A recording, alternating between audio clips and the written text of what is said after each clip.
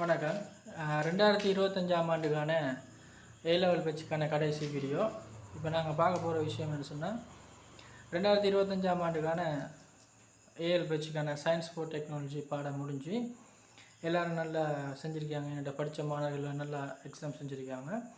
இப்போ என்ன சொன்னால், 2025ஆம் ஆண்டுக்கான சயின்ஸ் ஃபோர் டெக்னாலஜிக்கான ரிப்பீட் பேட்ச் நாங்கள் ஆரம்பிச்சிருக்கிறோம்.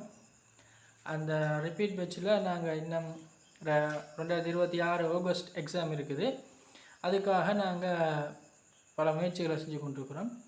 இப்போ என்ன விஷயம்னு சொன்னால், 2025ஆம் ஆண்டு முடிஞ்சதுக்கு பிறகு என்ன விளக்கம்னு சொன்னால், அந்த ரிசல்ட்ஸ் வரங்காட்டும் சில பேர் படிக்காமல் இருக்கிறது.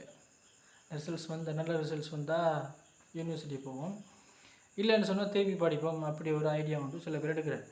இப்போ நாங்கள் பார்க்க போகிற விஷயம்னு சொன்னால், இப்போ ரிசல்ட்ஸ் வரங்காட்டில் நாங்கள் சும்மா இருக்காமல் தொடர்ந்து படிச்சுட்டு நல்ல ரிசல்ட்ஸ் வந்தால் யூனிவர்சிட்டி போகிறோம். அப்படி இல்லைன்னு சொன்னால் நாங்கள் என்ன செய்கிறோம், தொடர்ந்து படிக்கிறோம். அதை நம்ம இடையில் ஒரு பிரேக் கொண்டு விடும்போது என்ன நடக்கும்னு சொன்னால், அந்த பாடங்கள் மறக்கிறதுக்கான சான்சஸ் இருக்குது.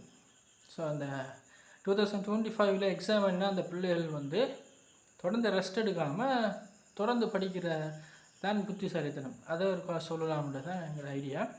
2025 பேட்சுக்கான ரிப்பீட் பேட்ச் தொடங்கிட்டு சயின்ஸ் ஃபோர் டெக்னாலஜி பாடத்துக்கு, அதாவது டெக்னாலஜி சப்ஜெக்டுக்கான பொதுவான பாடம் தான் சயின்ஸ் ஃபோர் டெக்னாலஜி. பயோடெக்குக்கும் பொதுவாக இருக்கும், இன்ஜினியரிங் டெக்னாலஜிக்கும் பொதுவாக இருக்கும்.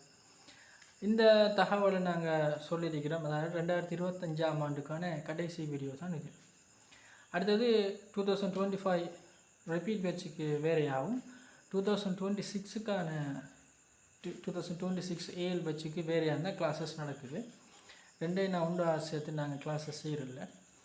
சரி, இது வணக்கம்.